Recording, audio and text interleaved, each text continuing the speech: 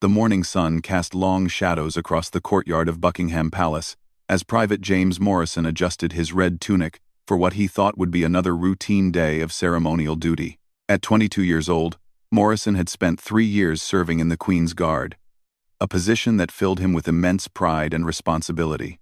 His family back in Yorkshire had celebrated when he received the honor, knowing that only the most disciplined soldiers were selected for this prestigious role. Morrison stood at attention outside the palace gates, his bearskin hat perfectly positioned, his rifle held with military precision. Tourists gathered around, snapping photographs of the stoic guards who had become symbols of British tradition and discipline. For Morrison, this wasn't just a job. It was a sacred duty to protect the crown and uphold centuries of military tradition. The trouble began when Morrison noticed a well-dressed man in his 50s repeatedly trying to engage him in conversation. The man, who appeared to be a wealthy businessman based on his expensive suit and confident demeanor, seemed to take pleasure in testing the guard's resolve to remain motionless and silent. What started as innocent tourist curiosity quickly escalated into something more sinister. "I bet you can't stay quiet if I offer you money," the man whispered, pulling out a thick wallet. "Come on, soldier boy. Everyone has a price." Morrison's jaw tightened, but he maintained his composure, staring straight ahead as he had been trained. The man's attempts grew bolder, moving closer and making increasingly inappropriate comments. Other tourists began to notice the uncomfortable situation, but the man seemed emboldened by the attention. "What's the matter? Cat got your tongue?" the man taunted, now standing directly in front of Morrison. "I suppose they train you boys to be nothing more than living statues. How pathetic." The breaking point came when the man made a crude comment about the Queen herself, questioning her worth and making disparaging remarks about the monarchy. Morrison's face flushed red beneath his bearskin hat. His grandfather had served in World War II, fighting for king and country, and his father had been a career military man who instilled in him a deep respect for the crown. Without warning, Morrison broke protocol. He stepped forward, his usually steady voice shaking with controlled anger. "Sir, you will show respect for Her Majesty and this institution, or you will leave immediately." The man's eyes lit up with triumph. "Ah, so the toy soldier can speak after all. This is rich. Wait until I tell my friends about this." Morrison realized his mistake immediately, but it was too late. The man had pulled out his phone and was recording the exchange. Within moments, the situation spiraled completely out of control. The man began shouting, claiming that the guard had threatened him and demanding to speak to someone in charge. Palace security officers quickly arrived on the scene, trying to de-escalate the situation. The man, whose name was revealed to be Richard Blackwood, claimed he was a prominent businessman with connections to government officials. He demanded that action be taken against Morrison, threatening to make the incident public and embarrass the entire Guard regiment. Within the hour, Morrison found himself facing his commanding officer, Captain Sarah Williams. The captain was known for her fair but strict approach to military discipline, and Morrison could see the disappointment in her eyes as she reviewed the incident report. "Private Morrison," she began, her voice measured but firm, "you understand the gravity of what occurred today. The Queen's Guard maintains their discipline and composure under all circumstances. This is not merely tradition. It is the foundation of our duty." Morrison stood at attention, his earlier pride now replaced with crushing shame. "Yes, ma'am. I have no excuse for my actions." The situation grew worse when Richard Blackwood's lawyer arrived, threatening legal action for what he claimed was assault and intimidation by a member of the military. Though Morrison had done nothing more than speak sternly, Blackwood was painting the incident as a serious breach of protocol that could damage the reputation of the entire Guard. As news of the incident began to spread through military channels, Morrison learned that Blackwood had significant political connections and was using his influence to ensure the matter would not be quietly resolved. Phone calls were being made to government offices, and pressure was mounting for Morrison to face serious consequences. By evening, Morrison found himself in military police custody, charged with conduct unbecoming of a member of the Queen's Guard. The handcuffs felt cold and heavy around his wrists as he was led away from the palace he had sworn to protect. His fellow guards watched in silence, knowing that any one of them could have found themselves in the same situation given the right provocation. The holding cell was small and sterile, a stark contrast to the grandeur of the palace he had left behind. Morrison sat on the narrow bench, replaying the day's events in his mind. He had let his emotions override his training. And now, he was facing the possibility of court-martial, dismissal from the service, and the destruction of his military career. As night fell, Morrison wondered if anyone would speak up for him. He had no idea that his case had already reached the attention of someone who understood exactly what it meant to serve with honor and face impossible situations. Colonel Marcus Whitfield, a decorated veteran with 30 years of military service, had heard about the incident through military channels. Colonel Whitfield was known throughout the armed forces as a man who never forgot what it meant to be a soldier on the ground. Despite his high rank and numerous commendations, he remembered his own early days in service and the challenges young soldiers faced. When he learned about Morrison's situation, something stirred in his memory, a similar incident from his own past that had taught him valuable lessons about justice and standing up for what was right. The colonel had been reviewing Morrison's service record when the news arrived. The young guard had an exemplary military history, with commendations for dedication and professionalism. This single incident seemed completely out of character, which made Whitfield suspicious about the true nature of what had occurred. Meanwhile, Morrison spent a sleepless night in custody, knowing that tomorrow would likely bring his military career to an end. He thought about his family, his grandfather's war medals, and the pride he had felt wearing the Queen's uniform. All of it seemed to be slipping away because of one moment of human emotion in the face of deliberate provocation. What Morrison didn't know was that Colonel Whitfield was already making inquiries about Richard Blackwood, and what he was discovering would change everything. The colonel's investigation was revealing a pattern of behavior that suggested Morrison had been deliberately targeted by someone with a history of provoking military personnel for his own amusement and profit. The stage was set for a confrontation that would test the limits of military justice and reveal the true character of everyone involved. Colonel Marcus Whitfield arrived at his office before dawn, his mind focused on the case of Private Morrison. With 3 decades of military service behind him, Whitfield had seen young soldiers destroyed by circumstances beyond their control. And something about this case troubled him deeply. He had requested all available files on both Morrison and Richard Blackwood, and what he found in those documents would fuel his determination to uncover the truth. Morrison's military record painted the picture of an exemplary soldier. He had completed his basic training at the top of his class, received commendations for his conduct during ceremonial duties, and had never faced disciplinary action of any kind. His commanding officers consistently rated him as professional, reliable, and deeply committed to his duties.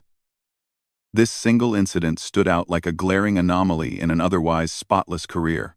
Richard Blackwood's file, however, told a very different story. Through his military contacts and a few discreet inquiries, Whitfield discovered that Blackwood had a disturbing pattern of targeting military personnel. Over the past 5 years, there had been at least 4 similar incidents where Blackwood had provoked soldiers on duty, then claimed mistreatment when they responded to his deliberate antagonism. Each time, Blackwood had used his considerable wealth and political connections to ensure maximum consequences for the soldiers involved. 2 had been dismissed from service entirely. 1 had faced court-martial, and another had been demoted and reassigned to a remote posting. In each case, Blackwood had claimed compensation for emotional distress and alleged assault, despite the fact that no soldier had ever laid a hand on him. The colonel's investigation revealed that Blackwood owned a private security company that specialized in recruiting former military personnel. His method was cynical and calculated. He would target promising young soldiers, provoke them into breaking protocol, then offer them employment with his company after their military careers were destroyed. It was a twisted form of recruitment that left dedicated soldiers stripped of their honor and desperate for work. Whitfield's anger grew as he read through witness statements from Blackwood's previous incidents. The man was a predator who fed on the discipline and honor that made good soldiers vulnerable to his manipulations. He knew that dedicated military personnel would not strike back physically, but he also understood that everyone had a breaking point when faced with sufficient provocation and disrespect. Armed with this information, Colonel Whitfield decided to pay a visit to Private Morrison in military detention. He found the young guard sitting in his cell, still wearing his dress uniform but stripped of his ceremonial sword and other symbols of his position. Morrison's eyes showed the strain of a sleepless night and the weight of knowing his career was likely over. "Private Morrison," the colonel said as he entered the cell. "I'm Colonel Whitfield. I've been reviewing your case." Morrison immediately stood at attention, despite his circumstances. "Sir, I have no excuse for my conduct yesterday. I failed to maintain the discipline expected of the Queen's Guard." Whitfield studied the young man carefully. "Tell me exactly what happened, Private. Every detail, no matter how small." Over the next hour, Morrison recounted the entire incident, from Blackwood's initial attempts at conversation to the final moment when he broke protocol to defend the honor of the Crown. The colonel listened intently, asking specific questions about Blackwood's behavior and the exact words that had been spoken. "Private, did Mr. Blackwood record your interaction with his phone?" Whitfield asked. "Yes, sir. He started recording as soon as I spoke to him. He seemed pleased that I had responded." This detail confirmed Whitfield's suspicions. Blackwood had been deliberately creating evidence of the soldiers' responses to his provocations, using their own sense of honor against them. The colonel excused himself and immediately began making phone calls to contacts throughout the military and government. Meanwhile, Richard Blackwood was meeting with his lawyer, confident that this latest incident would result in both compensation and another potential recruit for his security company. He had already leaked details of the story to friendly journalists, painting himself as an innocent civilian who had been intimidated by an out-of-control soldier. "This is perfect," Blackwood told his lawyer. "The public loves stories about military misconduct. We'll demand a formal apology, compensation for emotional trauma, and the soldier's dismissal. Then, in a few months, I'll approach him about joining our company. These military types are always grateful for a second chance."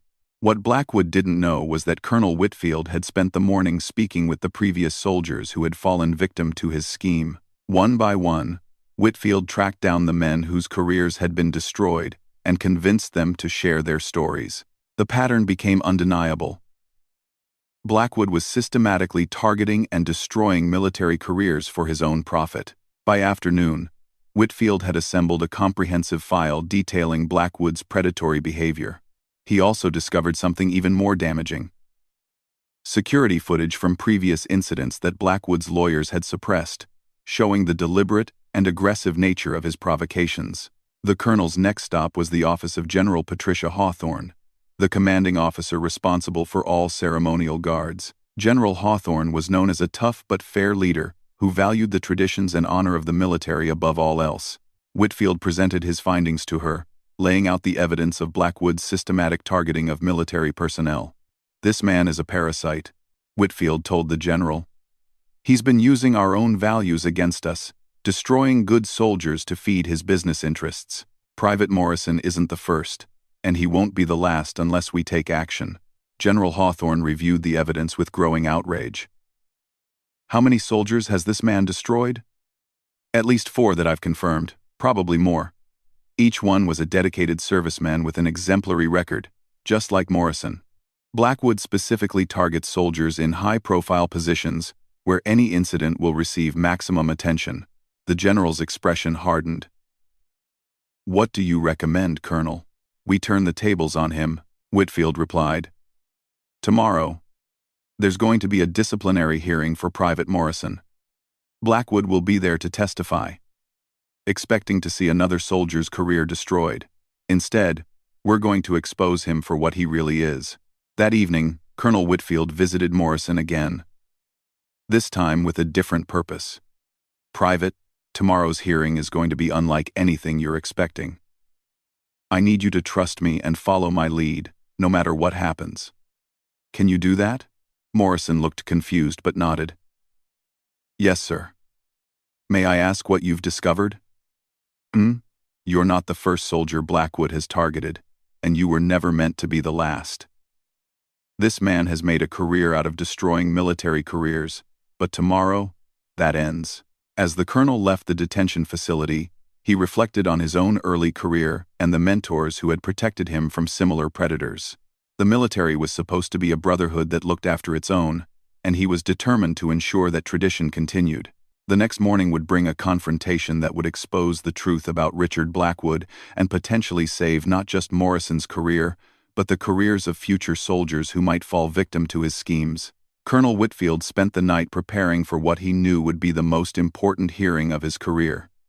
Not because it would affect his own future, but because it would determine whether justice could still prevail in a system that sometimes seems stacked against the honest and honorable.